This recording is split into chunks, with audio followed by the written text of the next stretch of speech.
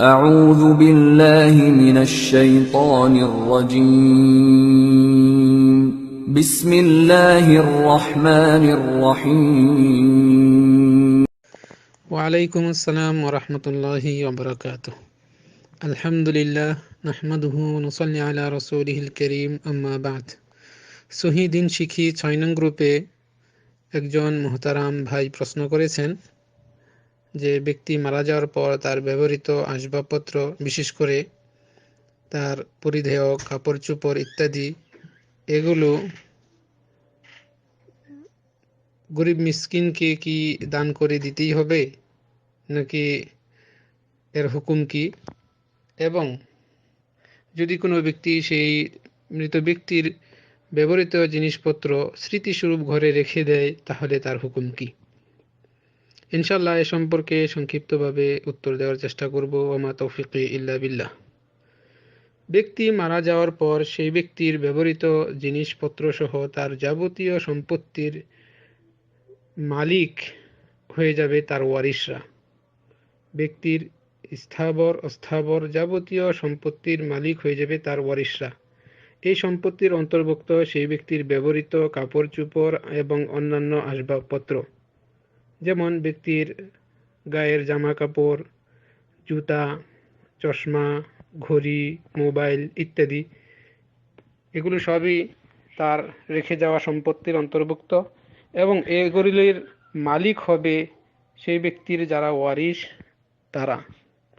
ফলে ওয়ারিশগণের এগুলো সম্পত্তি, সেই হিসেবে তারা এই ব্যবহৃত আসবাবপত্র বা জিনিসপত্র মৃত ব্যক্তির, এগুলোকে তারা নিজেদের সম্পত্তি হিসেবে গ্রহণ করে ওয়ারিশদের মধ্যে ভাগ বাটোয়ারা করে নিতে পারেন।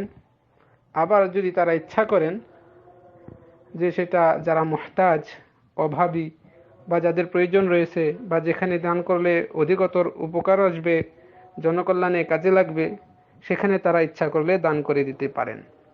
তবে এই দান করে দেওয়াটা এটা বাধ্যবাধকতা নয়, এটা তাদের ইচ্ছাধীন।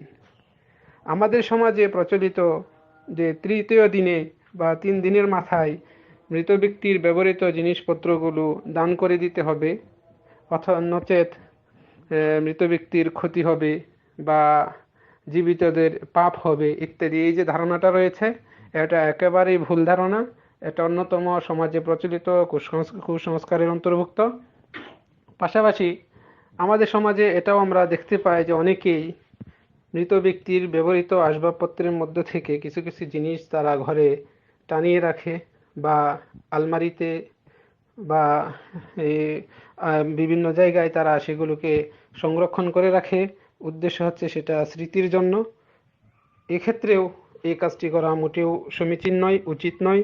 কেননা এটার মধ্যে 2 ধরনের অপকারিতা রয়েছে। এক হচ্ছে সম্পদ বিনষ্ট করার সাথে সম্পৃক্ত, অর্থাৎ সম্পদের অপচয়। দ্বিতীয় হচ্ছে যদি সেই জিনিসগুলো স্মৃতিস্বরূপ রেখে দেওয়া হয় বরকতের আশায়, যে অমুক ব্যক্তি যিনি মারা গেলেন তিনি একজন বুজুর্গ ব্যক্তি ছিলেন, সম্মানিত ব্যক্তি ছিলেন, তার এই জিনিসগুলো রেখে দিলে ভবিষ্যতে হয়তো উপকার আসবে বা একটা বরকত পাওয়া যাবে ইত্যাদি, এই ধারণায় যদি রাখা হয় তাহলে এটা আরও বড় ধরনের অপরাধের শামিল, বড় ধরনের পাপের কাজের সাথে সম্পৃক্ত। ফলে মৃত ব্যক্তির এই রেখে যাওয়া জিনিসগুলো ব্যবহার করা, সেগুলো থেকে যথাসময়ে উপকার গ্রহণ করাটাই উত্তম। আল্লাহ রাব্বুল আলামিন আমাদেরকে এই ধরনের কাজ থেকে বিরত থাকার তৌফিক দান করুন এবং আমাদেরকে সঠিক ক্ষেত্রে, সঠিক নিয়মে প্রত্যেকটা জিনিস আল্লাহ রাব্বুল আলামিনের নিয়ামত আমাদেরকে ব্যবহার করার তৌফিক দান করুন। হালালকে হালাল জেনে, হারামকে হারাম জেনে যথাযথভাবে আমাদেরকে উদ্যোগ গ্রহণ করার তৌফিক দান করুন। এই কামনা করে শেষ করছি। আসসালামু আলাইকুম ওয়া রাহমাতুল্লাহি ওয়া বারাকাতুহু।